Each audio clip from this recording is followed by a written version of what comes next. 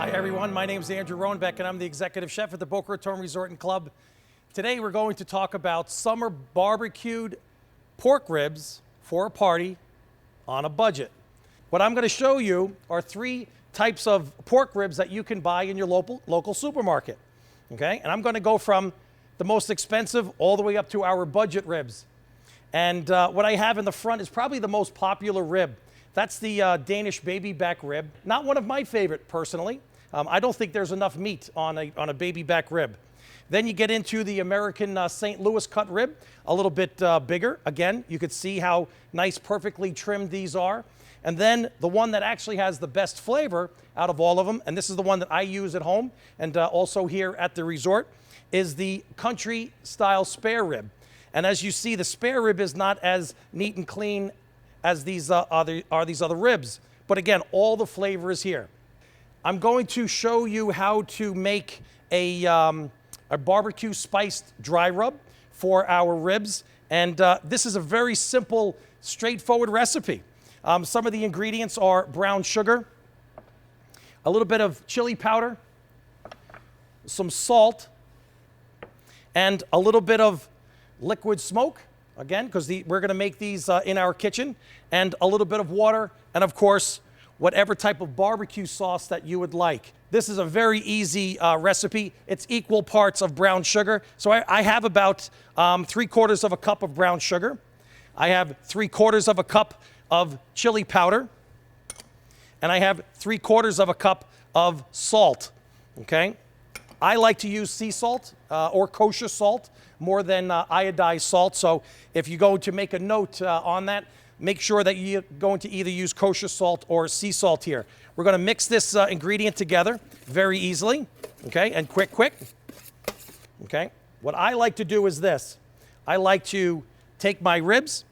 I have a nice thin layer of my barbecue spice. I like to put the pork ribs right down in the spice, and I like to just give that a little pow pow, a little press there. Get those ribs nice and coated on both sides, okay? I take a simple cookie sheet pan that you would have at home, okay?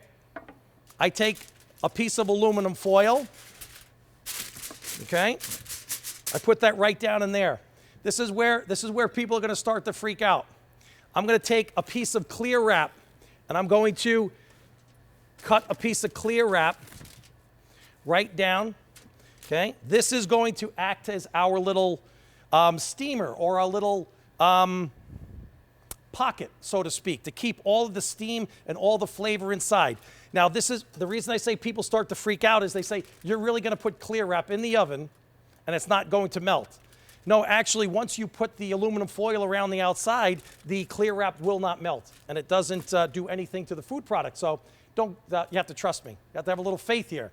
Okay, so clear wrap down. And before I put the ribs down, I'm going to take a little bit of just a little bit of my liquid smoke. You want a dab will do ya, okay? Just a little bit. I'm going to add maybe a quarter of a cup of water. I'm going to take my ribs and I'm going to take the nice side, okay, the really beautiful side. That's going to be side up. I'm going to take the back side of my ribs and I'm going to place that right down. Right around the outside, I'm going to drizzle another teaspoon or two of my liquid smoke. I'm going to add in a little bit of extra water right around the outside, not on top of my pow pow seasoning, okay? I don't want that to wash off. I'm going to take my clear wrap and I'm going to close up my little packet. I'm going to close up the ends. That's pretty simple at this point right now. Now, here comes the baking instructions. I'm going to preheat my oven, 350 degrees, okay? I'm going to pop this in, and for approximately 2 hours, I'm going to let my ribs just do their thing. Leave them alone. Don't keep peeking at them. Don't keep opening the oven, okay? You're just going to slow down the process, okay?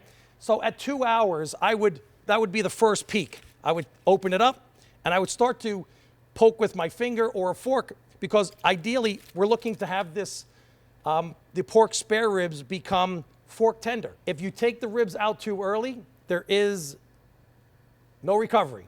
you're done at that point. Normally between 2.5 hours, I'm good. All right, so what I did is I have ribs that are finished. These were in the oven for 2.5 hours. Again, I'm going to open my little envelope here that I made.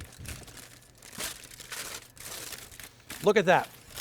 Now, if you notice, my clear wrap is intact. Now, again, it does shrink. It comes right around the, look at that, look at that.